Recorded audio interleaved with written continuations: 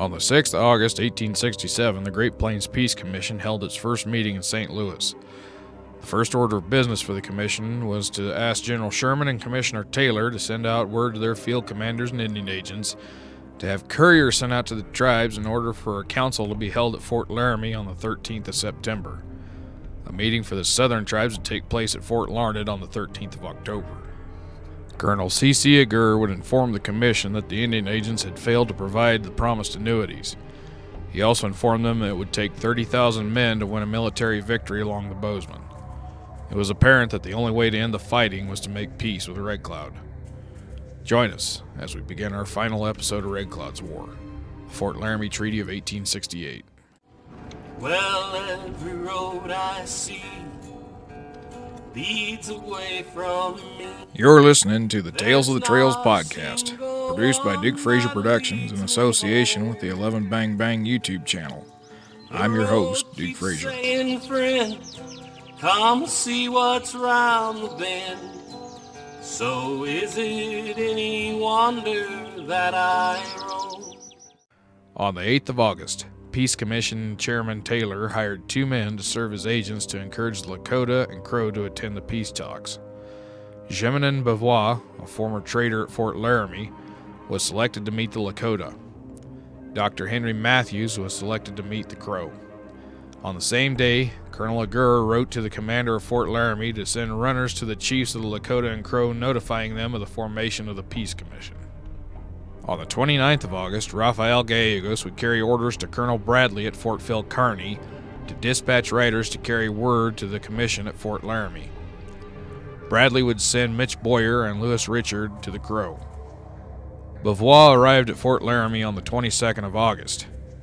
But, despite repeated attempts, he could not convince the Lakota to agree to the meeting. The commission would meet with several leaders of the Lakota and Cheyenne, but those in the Powder River country continued to fight.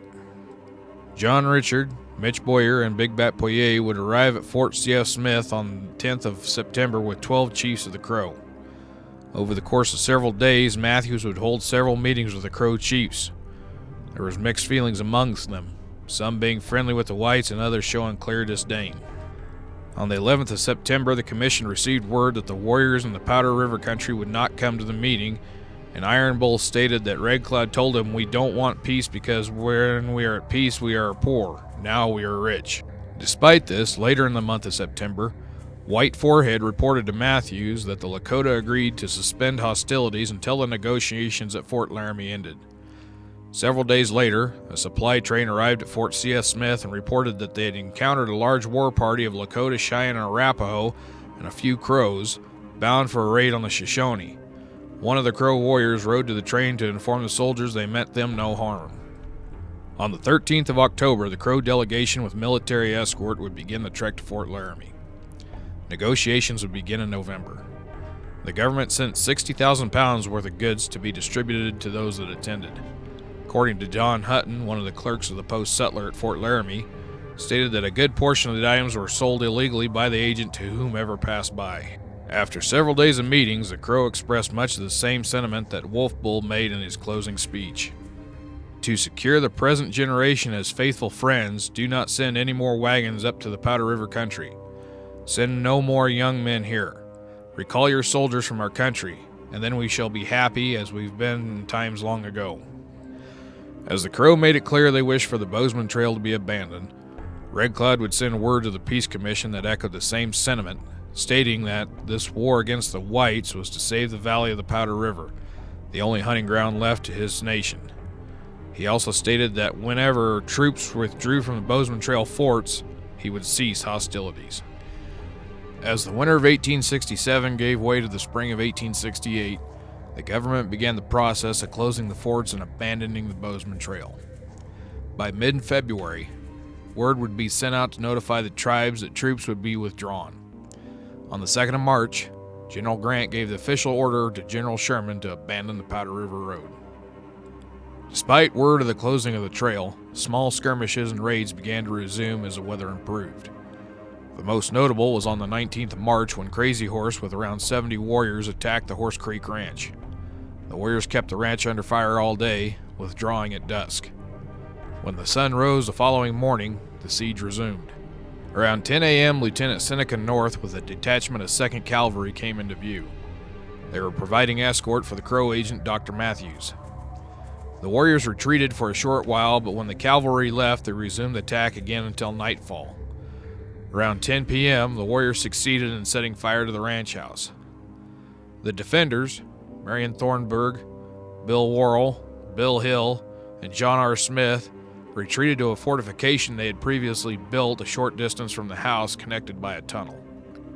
As the ranch house burned, the defenders made an escape, heading for Twin Springs. Their luck would run short.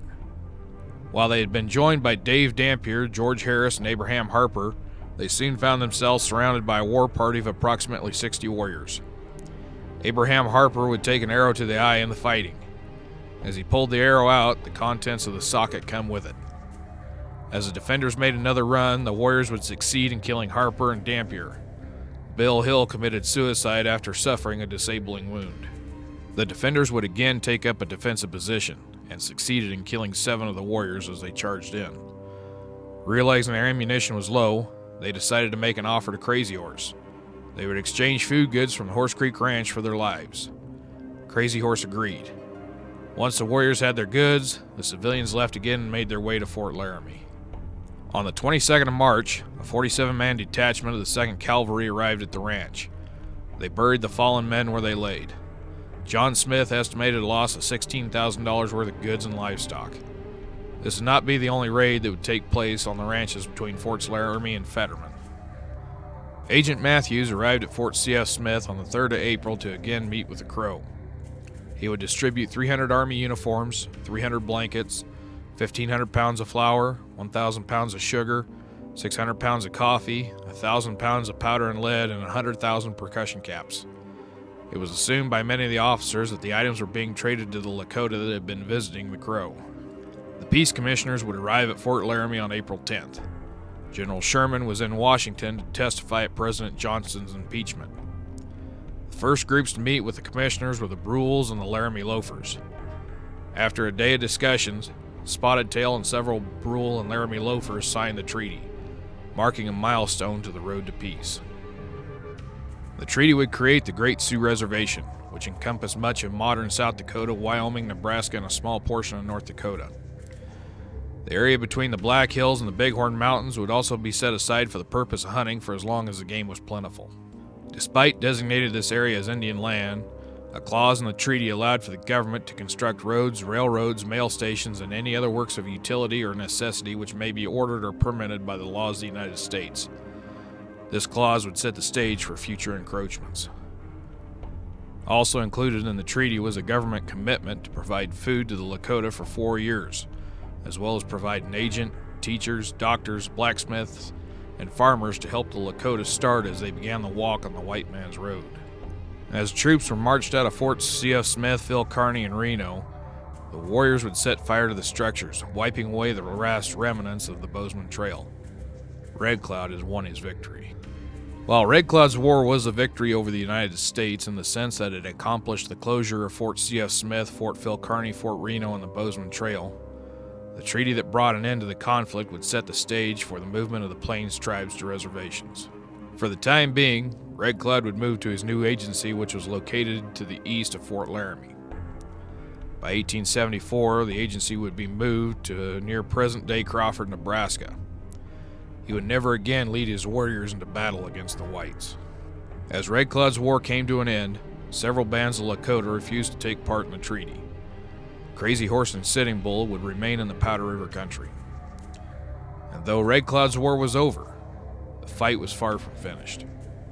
In just a few short years, the construction of a railroad along the Yellowstone would renew the fighting, and Colonel George Armstrong Custer would have his first taste of fighting on the Northern Plains. Join us next season as Colonel Custer and Sitting Bull face off in their first encounter during the Yellowstone expedition. All the places I have been. Tales of the Trails is produced by Duke Frazier Productions. Music performed by Garrett Woods from the 11 Bang Bang YouTube channel. Sources for this episode may be found in the description field below. If you enjoyed this episode, hit the like button and be sure to subscribe. Click the bell to receive notification of new episodes. Until And the next road time, keep your goes powder by dry. and calls me as it goes.